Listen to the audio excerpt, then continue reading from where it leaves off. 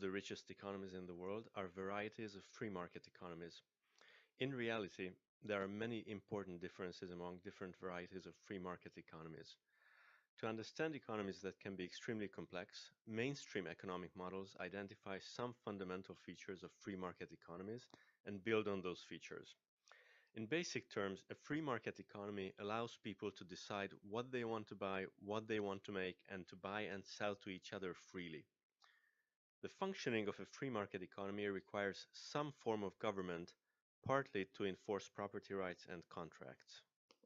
In the most basic models, we assume that property rights and contracts are enforced without actually modeling this enforcement role of the government. To build a basic model of the market, we need to have buyers and sellers, so we need to model the decision to buy some things rather than other things, and to model the decision to produce some things. Therefore, we start with a model of the consumer and a model of the producer. Then we model the markets they trade in. The outcome of their interaction in a market is that a certain quantity of each product is bought and sold at a prevailing market price for that product.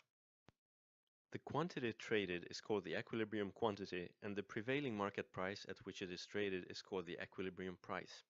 The main point of our basic models of the free market economy is to understand the equilibrium price and quantity, and to analyze who gains how much from trading in the market. We often ask how the equilibrium price and quantity change if we change some aspect of the environment. For example, what happens to the equilibrium price and quantity of cranberries if there is too much rain in Wisconsin?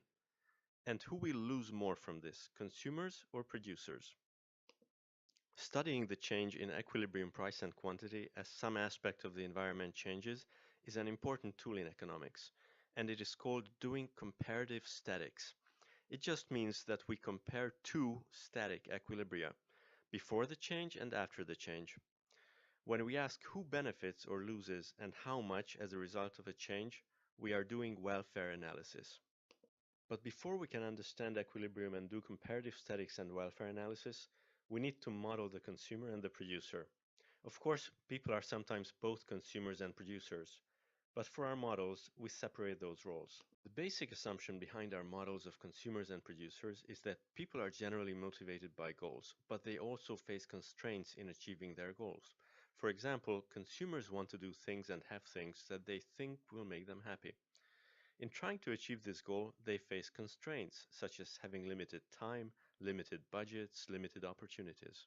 Producers, we generally assume that they want to make money, that they are motivated by the profit motive.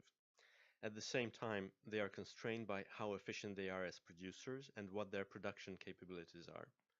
In the next two videos, we will develop the details of these models of the consumer and the producer.